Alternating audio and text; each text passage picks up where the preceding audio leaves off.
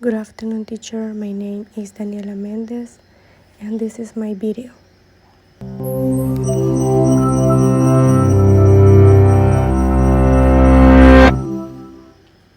A throbbing, pounding headache, bright zigzagging lines across your field of vision, sensitivity to light, lingering fatigue, disrupted sleep.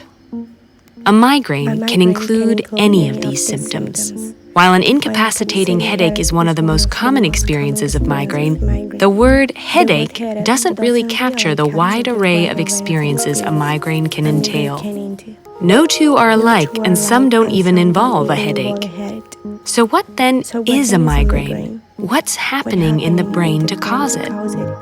To trace a migraine's anatomy, we have to begin in the days and hours leading up to a migraine, when people often identify warning signs ranging from fatigue or mood changes to bursts of yawning, sleep disruption, nausea, light and sound sensitivity, or even increased thirst.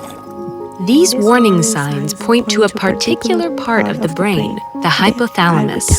The hypothalamus normally controls the systems behind these symptoms, our body's internal hormonal balances, circadian rhythms, and water regulation. It has wide connections throughout the brain and is more active than usual in the days before a migraine. Another common warning sign is the migraine aura, which can take the form of transient visual changes, tingling, or even trouble speaking. These sensations come from a change in charge across cell membranes that leads to spreading changes in brain activity and blood flow across the brain. We don't know what triggers this change in charge, but it can spread quickly over the surface of the brain, causing different aura symptoms depending on the affected area. If it inches over the visual cortex, for example, it may cause an image or blind spot to spread over the visual field. During the headache phase, the trigeminal nerve plays a key role. The trigeminal nerve normally transmits touch, temperature, and other sensations from the skin to most of the face, part of the scalp, and some of the blood vessels and layers covering the cerebral cortex. Once activated, the trigeminal nerve transmits pain signals.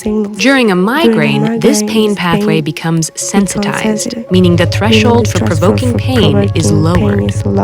Sensations that would usually be pain-free, such as coughing, bending over, or light and sound, can become painful.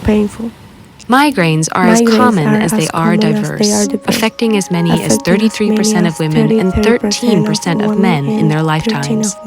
Still, there's much we don't know about them. We can see that migraine is a neurological disorder affecting multiple parts of the brainstem, cerebral hemispheres, and the nerves themselves.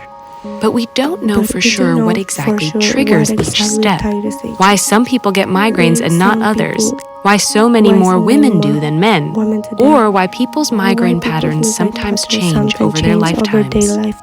Hormonal fluctuations are thought to have a role in some of these things. Some women experience a significant reduction in migraine frequency after menopause, when sex hormone fluctuations are fewer.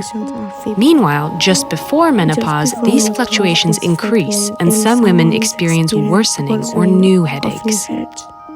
People with migraines are more likely to suffer from depression, panic disorder, sleep disorders, and strokes, among other illnesses. The relationship with these diseases is likely complex, possibly reflecting the effect of migraine on those diseases or vice versa, or reflecting their shared genetic basis.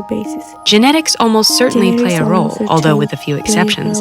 There's no single gene that causes migraines.